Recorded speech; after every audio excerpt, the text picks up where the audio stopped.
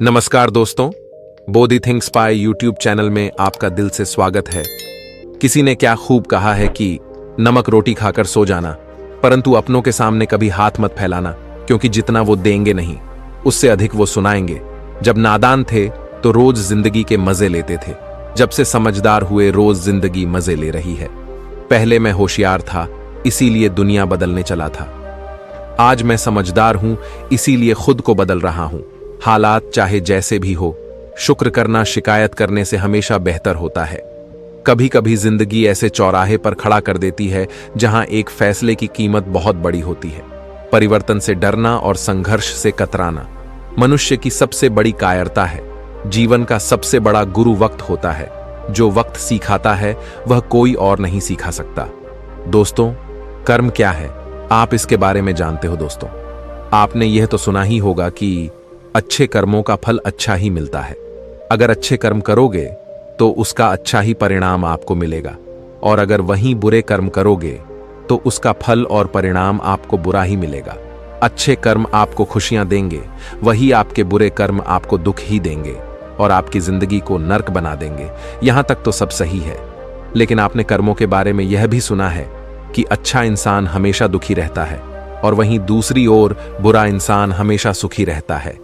अगर ऐसा है तो अच्छे कर्मों का अच्छा फल कैसे हुआ, बल्कि बुरे कर्मों का अच्छा फल हुआ। आखिर यह कर्मों का सारा खेल क्या है, यह कैसे हमारी जिंदगी को प्रभावित करते हैं। अगर हम यह समझ जाएं कि कर्मों का चक्कर आखिर चलता कैसे है, तो हमें जिंदगी में सुख मिल सकता है, क्योंकि हम सिर्फ वही काम करेंगे जिससे हमें अच्छा फल प्राप्त हो। तो चलिए जानते हैं इस कहानी के माध्यम से कि आखिर कर्मों का खेल है क्या, कर्मों का फल हमें कैसे मिलता है। एक नगर में एक व्यापारी रहता था। वो व्यापारी बहुत धनवान था। अपने नगर के बड़े बड़े व्यापारियों में उसका नाम लिया जाता था। अपने खुद के नगर में भी उसका बहुत नाम था। धीरे धीरे समय बीतता गया। फिर एक दिन उसके घर पुत्र का जन्म हुआ। फिर उस पुत्र के जन्म पर व्यापारी बहुत खुश हुआ। उसने अपने पुत्र का नाम अर्जुन रख दिया। व्यापारी ने सोचा कि अब उसका पुत्र बड़ा होकर उसके कारोबार को संभालेगा और वो अपने नगर का सबसे बड़ा व्यापारी बन जाएगा। उस व्यापारी ने अपने पुत्र का अच्छे से पालन पोषण किया, उसे अच्छे से पढ़ाया लिखाया। समय के साथ साथ अर्जुन अब 22 वर्ष का हो चुका था। उसका पुत्र अर्जुन भी बड़ा होकर अपने पिता के व्यवसाय में मदद करने लगा। पिता अपने पुत्र को ऐसे काम करते देख, अपने काम में सहायता करते देख बहुत प्रसन्न होते हैं। फिर उस व्यापारी ने अपने पुत्र अर्जुन का विवाह एक सुंदर युवती के साथ करवा दिया, जिसका नाम संध्या था। अर्जुन भी बहुत प्रसन्न था। अर्जुन विवाह होने के बाद तो अपने पिता के साथ व्यवसाय में हाथ बटाता रहा। कुछ दिन तो अर्जुन अपने पिता के कारोबार में मदद करता रहा, लेकिन कुछ दिन बाद फिर अचानक ही अर्जुन में कुछ परिवर्तन आने लगे। वो दिन भर अपने दोस्तों के साथ घूमने लगा। धीरे धीरे अर्जुन को एक बहुत बुरी आदत ने जकड़ लिया। वो रोज अपने दोस्तों के साथ जुआ खेलने लगा। अर्जुन ना तो अपने घर आता था और ना ही अपने पिता के व्यवसाय में हाथ बटाता। धीरे धीरे समय गुजर रहा था। समय के साथ अर्जुन के पिता वृद्ध हो गए। वृद्ध होने के कारण उनके पिता व्यापार की देखभाल नहीं कर रहे थे, और अर्जुन तो व्यापार की देखभाल करना तो दूर की बात है, वो तो उनके धन को उड़ा रहा था जो व्यापार से प्राप्त हो रहा था। व्यापार की देखभाल ना होने के कारण धीरे धीरे उसे व्यापार में बहुत नुकसान होने लगा।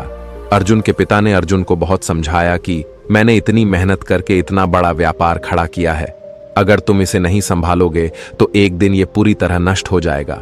उस बूढ़े पिता ने अपने बेटे को खूब समझाया, देखो मेरी बात मान लो, तुम इस जुए खेलने की आदत को, इस गंदी आदत को छोड़ दो, नहीं तो एक दिन ऐसा आएगा जो तुम्हारे पास कुछ भी नहीं बचेगा, कोई तुम्हारा साथ नहीं देगा, फिर तुम बहुत पछताओगे। इसलिए तुम समय रहते संभल जाओ। लेकिन अर्जुन ने तो अपने पिता की एक भी बात नहीं सुनी। वो तो उनकी बातों को सुनकर अनसुना कर देता था। ऐसे ही समय धीरे धीरे गुजरता रहा। समय के साथ उसके पिता और भी वृद्ध हो गए और उनको बीमारियों ने जकड़ लिया। कुछ दिन के बाद ही उस व्यापारी की मृत्यु हो गई। अपने पिता की मृत्यु पर भी अर्जुन को बिल्कुल भी अफसोस नहीं हुआ। उसको तनिक भी दुख नहीं हुआ। ऐसे लग रहा था कि मानो उसके पिता की मृत्यु के बाद तो उसे आजादी मिल गई हो। अब उसे कहने सुनने वाला कोई रहा नहीं था। अब तो अर्जुन पहले से भी अधिक दिन रात जुआ खेलने में लगा रहता था। अर्जुन जुआ खेलकर एक बहुत बड़ा आदमी बनना चाहता था। वो एक दिन में ही सब कुछ हासिल कर लेना चाहता था, जिस कारण अब वो जुए में बड़े बड़े दांव पेच लगाने लगा था। अर्जुन के मां ने भी अर्जुन को बहुत समझाया कि बेटा, तुमने बहुत सारा धन गवा दिया है, अब जो थोड़ा बहुत धन बचा है उसे भी लूटाने पर क्यों लगे हुए हो। और वो कहते हैं ना कि जब मनुष्य का विनाश होता है तो उसकी बुद्धि काम करना छोड़ देती है। अर्जुन अपनी मां की बात एक कान से सुनता था तो दूसरे कान से निकाल देता था। उसे कोई भी बात का कोई भी फर्क नहीं पड़ता था। अर्जुन दिन रात जुआ खेलने में व्यस्त रहता था। उसे किसी भी बात का होश नहीं था। अर्जुन के पास कोई कुबेर का खजाना तो था नहीं जो कभी खत्म ही नहीं होता। धीरे धीरे अर्जुन का सारा धन खत्म होने लगा। फिर एक दिन ऐसा आ गया जब अर्जुन के पास कुछ भी नहीं बचा था। जुआ खेलने में उसका सारा धन समाप्त हो चुका था। वो अपना सब कुछ गवा चुका था। अब अर्जुन की मां भी काफी बीमार रहने लगी थी। जब अर्जुन की मां ने यह सब सुना कि उसका बेटा जुए में सब कुछ हार चुका है तो उसकी मां को बहुत बड़ा सदमा लगा और उसकी मां की मृत्यु हो गई। लेकिन अर्जुन को तो अपनी मां की मृत्यु पर भी कोई अफसोस नहीं हुआ। उसने और उसकी पत्नी ने दोनों ने उनका अंतिम संस्कार किया। फिर कुछ समय बाद अर्जुन ने फिर से जुआ खेलना शुरू कर दिया। उसे किसी भी बात से कोई फर्क नहीं पड़ता था। उसके लिए कोई जिए या मरे, वो तो दिन भर जुआ ही खेलता रहता था। अर्जुन का सारा धन खत्म हो गया था। फिर उसने दूसरे व्यापारियों से कर्ज ले लिया। अर्जुन व्यापारी का बेटा था तो उसे किसी ने भी धन देने से मना नहीं किया, लेकिन अर्जुन ने तो वो धन भी जुए खेलने में ही नष्ट कर दिया। अब अर्जुन के ऊपर बहुत सारा कर्ज हो चुका था। अब उसके घर में 2 वक्त खाना खाने जितना धन भी नहीं बचा था। अब तो अर्जुन की हालत ऐसी हो गई थी कि अब उसके पास ना तो खाना बचा था खाने को और ना ही पहनने के लिए कपड़े बचे थे। वो बिल्कुल कंगाल हो चुका था। अब पूरे नगर में सबको ये पता चल चुका था कि अर्जुन अब तो कंगाल हो चुका है। उसके पास कुछ भी नहीं है। जब अर्जुन किसी से मदद मांगने जाता तो सब उसे मना कर देते थे। एक समय वह भी था जब उसके परिवार का नाम नगर के बड़े बड़े व्यापारियों में आता था, लेकिन अर्जुन इस गंदी आदत के कारण उसने अपना सब कुछ गवा दिया था। कोई भी उसकी मदद नहीं करता था। अर्जुन का जब सब कुछ समाप्त हो गया तब उसे इस बात का एहसास हुआ कि समाज में लोग इज्जत तभी करते हैं जब उसके पास पैसा है। जैसे ही मनुष्य का पैसा खत्म हो जाता है तो उसके साथ साथ इज्जत भी खत्म हो जाती है। लोग उसी मनुष्य की इज्जत करते हैं जो मेहनत से कमाता है और अपने जीवन में एक कामयाब इंसान बनता है। जब अर्जुन के ससुर को यह बात पता चली कि उसका दामाद कंगाल हो चुका है तो वह अपनी पुत्री की चिंता करते हुए तुरंत ही अपनी पुत्री से मिलने चला गया। उसने वहां जाकर देखा कि उसकी पुत्री तो बहुत दुखी है। उसकी पुत्री ने फटे पुराने कपड़े पहने थे। भूख के कारण उसका गुलाब सा चेहरा मुरझा चुका था। अपनी बेटी की ऐसी हालत देखकर उनको अर्जुन पर बहुत गुस्सा आया। उसने अपनी बेटी को अपने साथ घर ले जाने का निश्चय कर लिया था। उसने ना ही अर्जुन को कुछ कहा और ना ही कुछ सुना। अपनी बेटी को लेकर अपने घर चले गए। जब अर्जुन घर पहुंचता है तब उसे पता चलता है कि उसकी पत्नी को तो उसके ससुर जी अपने साथ घर ले गए हैं। यह देखकर अर्जुन बहुत दुखी होता है। अब वो बिल्कुल ही अकेला पड़ चुका था। अब तो ना उसके पास पैसा था, ना उसकी पत्नी थी और ना ही उसके माता पिता। सब लोग उसे अकेला छोड़कर चले गए थे। अर्जुन अपनी ऐसी हालत देखकर फूट फूट कर रोने लगा। अब अर्जुन को अपने पिता की हर वो बात उसे याद आने लगी जो उसके पिता ने उसे समझाई थी। उसकी ऐसी हालत का जिम्मेदार वह स्वयं ही था। वो अपने ही आप से कहने लगा कि एक दिन ऐसा था जब मेरी गिनती नगर के बड़े बड़े व्यापारियों में होती थी और आज मेरे पास खाने के लिए खाना तक नहीं है। मैंने अपने पिता की सारी जमा पूंजी इस जुए में हरा दी है। अब आज के बाद मैं कभी जुआ नहीं खेलूंगा। अब मैं मेहनत करूंगा और अपना खुद का व्यापार फिर से खड़ा करूंगा। यह सोचकर अर्जुन अपने ससुर से मिलने के लिए चला जाता है ताकि वो उनसे कुछ धन उधार ले और अपना व्यवसाय शुरू कर सके। सुबह होते ही वह अपने ससुर से मिलने के लिए निकल पड़ता है। शाम होते होते वह अपने ससुराल के घर तक पहुंच जाता है। ससुराल पहुंचकर वो अपनी हालत को देखकर रोने लगता है। अपने फटे पुराने कपड़ों को देखकर वह सोचता है कि वो अपने ससुराल ऐसे फटे पुराने कपड़ों में तो नहीं जा सकता है। मेरी थोड़ी बहुत तो इज्जत है, जो इज्जत है वो भी चली जाएगी। मैं इस इज्जत को नहीं गवा सकता हूं। मैं साफ सुथरे कपड़े पहनकर ही अपने ससुर से मिलने जाऊंगा। फिर उसे याद आया कि उसके पास पैसे तो है ही नहीं। फिर वो नए कपड़े कहां से खरीदेगा? अगर वो फटे पुराने कपड़ों में ससुराल जाएगा तो उसकी बच्ची खुशी इज्जत भी ऐसे ही खत्म हो जाएगी। यह सब सोचकर वो इधर उधर देखने लगा। उसकी नजर एक कपड़े की दुकान पर जाती है, लेकिन शाम हो जाने के कारण दुकान बंद हो चुकी थी। अर्जुन ने निश्चय किया कि वह सुबह तक इंतजार करेगा। जैसे ही दुकान खुलेगी तो मैं अपने ससुर का नाम लेकर कपड़े खरीद लूंगा, और जब मुझे ससुर जी से पैसे मिल जाएंगे तब मैं इस दुकान वाले को उधर चुका दूंगा। अपने फटे पुराने कपड़ों में ससुराल वालों के घर जाने से अच्छा है कि मैं एक रात इस दुकान के बाहर ही निकाल लूं। यह सब सोचकर अर्जुन उसे कपड़े की दुकान के बाहर ही सो जाता है। रात्रि हो चुकी थी। चारों तरफ सन्नाटा छाया हुआ था। सभी लोग गहरी निंद्रा में सो चुके थे, पर अर्जुन को नींद नहीं आ रही थी। भूखे पेट भला कोई कैसे सो सकता है? अर्जुन भूख के मारे इधर उधर करवटें ले रहा था। तभी अर्जुन ने देखा कि एक युवक चुपचाप दुकान के भीतर जा रहा है। उस युवक के भीतर जाने के कुछ देर बाद ही एक स्त्री भी दबे पांव उसी तरफ आई और दुकान के अंदर चली गई। अर्जुन को स्त्री अंधेरे में भी जानी पहचानी लग रही थी। अर्जुन ने उसे स्त्री को ठीक ढंग से देखने के लिए दुकान की खिड़की से दुकान के अंदर झांका तो उसने जो देखा वो देखकर उसके होश उड़ गए, क्योंकि वो औरत कोई और नहीं बल्कि उसकी ही पत्नी थी। फिर अर्जुन ने अपनी पत्नी और उस युवक की बातें ध्यान से सुनी। अर्जुन की पत्नी उसी युवक से कह रही थी कि हे मेरे प्राण प्रिय, मैं तुमसे बहुत प्रेम करती हूँ और मैं तुमसे विवाह करके पूरी जिंदगी तुम्हारे साथ रहना चाहती हूँ। मैंने आज तुम्हें यहाँ एक राज की बात बताने के लिए बुलाया है, ताकि हम विवाह के बाद आराम से रह सकें। हमारे पास किसी भी चीज की कोई कमी ना हो। उस युवक ने बड़ी उत्सुकता के साथ पूछा कि कौन सा राज? तुम किस राज की बात कर रही हो? फिर अर्जुन की पत्नी ने उस युवक से कहा कि मेरे ससुर जी बहुत धनी व्यापारी थे। उनके पास बहुत सारा धन था। उन्होंने अपने जीवन में बहुत कठिन परिश्रम किया था और खूब सारा धन कमाया था, और उन्होंने अपने जीवन में 5 घड़े सोने के सिक्कों से भरवाकर मकान के चारों कोणों में खड्डा खोदकर छुपा दिए थे। ये काम उन्होंने इसलिए किया था ताकि बुरे समय में उस धन का उपयोग किया जा सके। उन्होंने अपने बेटे को तो उस धन के बारे में कभी नहीं बताया, क्योंकि उनको डर था कि कहीं वो उनका जुआरी बेटा उस धन को भी जुए में न गंवा दे। फिर मेरे ससुर की मृत्यु होने के बाद मेरी सास ने मुझे यह सब बताया था। ये सारी बात सुनकर वह युवक बोला कि अब मुझे क्या करना चाहिए? तुम जैसा कहोगी मैं वैसा ही करूंगा। फिर अर्जुन की पत्नी ने उस युवक से कहा कि तुम जल्दी से मेरे ससुराल जाओ और मेरे मूर्ख पति से वो मकान खरीद लो। वो मकान तुम्हें आसानी से दे देगा, क्योंकि उसने अपनी सारी जमा पूंजी तो जुए में हरा दी है। अब उसके पास कुछ भी नहीं है और उसे पैसों की बहुत जरूरत है। फिर तुम उसे मकान के चारों कोणों की खुदाई करना और उन 5 घड़ों को अपने में कर लेना, जिसके बाद हमें कभी भी धन कमाने की आवश्यकता नहीं पड़ेगी और फिर हम पूरा जीवन खुश रहेंगे।